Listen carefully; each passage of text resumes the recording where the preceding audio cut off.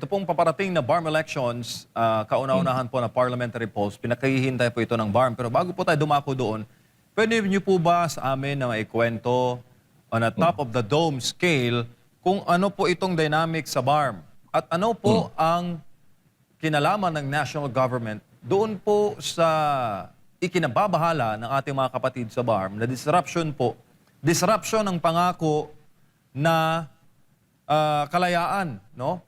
Freedom to rule ng ating mga kapatid na Moro dyan po sa BARM, na siya po ang naging pangako ng Bangsamoro Organic Law. Sir. Again, ito yung isang topic na laging pinag-uusapan. No? And kagabi nga, meron din akong isang Zoom meeting, mga leaders sa BARM. Sinasabi nga nila na kung meron mang tao na pwedeng mag-comment, no? Kung meron mang tao on TV, on social media, no? Are those who helped frame the Bangsamoro Organic Law. No? Yung mga commissioners, yung mga former members of the parliament. And fortunately, ako po ay isang commissioner. No? Ako po ay dating member ng Bangsamoro Transition Commission from 2019 to 2017 to 2019. No? More than 2 years. And then naging member of the parliament din po ako from 2019 to 2022. No? I only stepped down nung hindi na po ako in-appoint ni Bongbong Marcos Jr. So alam po natin yung konteksto, alam po natin yung nakalagay, no? ang nakalagay sa batas ng organic law. And aside from that, I also have more than 20 years of experience in the peace process. No? So, kung makikita natin, panahon ni it's Pinoy, no? Pinoy time, ang nakapag-move no? for the MILF and the government of the Philippines to sign the comprehensive agreement of the Bangsamoro, yung CAB, in 2014. No? Unfortunately, they attempted, Noynoy Aquino's administration attempted na magkaroon ng organic law, no, yung BBL. Pero nangyari po yung Mama Sapano massacre. So, udlot yun, no? hindi na tuloy yun. So, it took another president, President Rodrigo Roa Duterte, na para mapasa yung batas sa Congress, ma-ratify, and ngayon, ma-create yung organic, ma-create yung region. No? So, yun lang naman eh. Nandun naman, kumbaga, may roadmap na yan eh. Meron na yan, may listahan na, may script na, di ba? All we have to do is follow it. No? And as a former commissioner of the Bangsamoro Transition Commission, ay tumulong din ako doon sa transitory provisions. No? The last provision of the organic law, yun yung magiging basehan natin kung paano natin patakbuhin yung BARM, no? While we are in transition. Now, ang nangyari, hindi sinusunod ng current administration, no? Hindi nila nirespeto yung agreement, no? It's not an ordinary agreement because it's an agreement signed by the Philippine Republic, no? Republic of the Philippines, yung presidente natin, no? Paano ni Pinoy and then si President Duterte, no? And yung mga tao na nandoon, no, yung kaharap nila, kasabay nila doon sa proseso are also leaders, no? Leadership of the MILF. No? Now, again and again, kung titingnan natin, bakit bigla nilang pinalitan, no? Si Chairman Murad as the interim chief minister back in March 2025. No?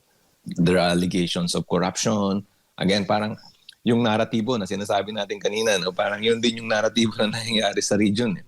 No? Parang isa lang yung director ng gumagawa nung eksena from the national to the regional. No? And kung titingnan natin, for what? No? For what purpose? No? So parang ganun din. It's political maneuvering. No? Na nawawala yung essence ng peace process. No? Nawawala yung objective na kailangan may mga kasunduan, may organizations, may institutions that sign an agreement with the government. Dapat yun ang masunod natin. Pero, again, ginawa ng kaso yung mga tao, mga leadership, no, para mawala. And then ngayon, upcoming elections, ganun din, no, yung all the allegations. So, hindi po tayo parang batang maliit na pwede nilang ganun-ganunin lang. No? Opo. Pwede nilang um, gawaan ng isang storya na maniwala tayo kaagad. Because the reality and again, the truth will always tell us, no? na hindi po yung kanilang pinapakita, hindi po hindi yun ang tama at hindi yun ang katotohanan. Now, ano ang magiging implications? I know hindi mo pa ito tinatanong, MJ, but the implications now are worsening, no, sa baba. Kaya nga yung sinasabi ng mga nakakausap ko, parang deadlock na deadlock na sa BARM, deadlock na sa national. So parang people are really pagod na yung mga tao, and hindi ko alam kung ano ang possible, where will this lead us. Yeah. Opo, so you're saying, sir, na yung political autonomy na pinangako po ng Bangsamoro Organic Law, na yung national government ay hindi dapat makialam sa tenure ng mga nakaupo sa transition government up until magkaroon po ng parliamentary elections sa BARM para maghalal po ng mga opisyal na bunga po ng peace process. Na yung binoto mismo na mga taong subject sa peace process na binuo, na aprubahan, na ipasa sa Duterte administration, na dapat sana iginalang ng kasalukuyang administrasyon. Yung ba yung ibig niyong sabihin, sir? Oh, definitely. That's the you were able to capture it right. No? Kasi yun naman yung pinaglalaban ng MILF, ano? Yung pinaglalaban ng Bangsamoro ay magkaroon kami ng autonomiya. Magkaroon kami ng way to kumbaga i-cut yung umbilical cord, no, sa national government. Ang nangyayari ngayon, nandun pa rin parang ayaw pa rin bigyan, no? Parang the national government, especially the present administration, really wants us to fail, no? Parang yun yung nakikita natin. So, but it was not designed that way.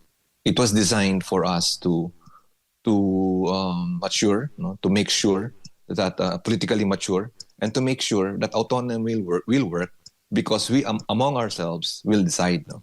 Pero ang nangyayari is pag may mga problema, may mga disagreements, some of the leaders in the BARM goes to the national, and Malacanang na naman ang magde-decide. So it's very unfortunate.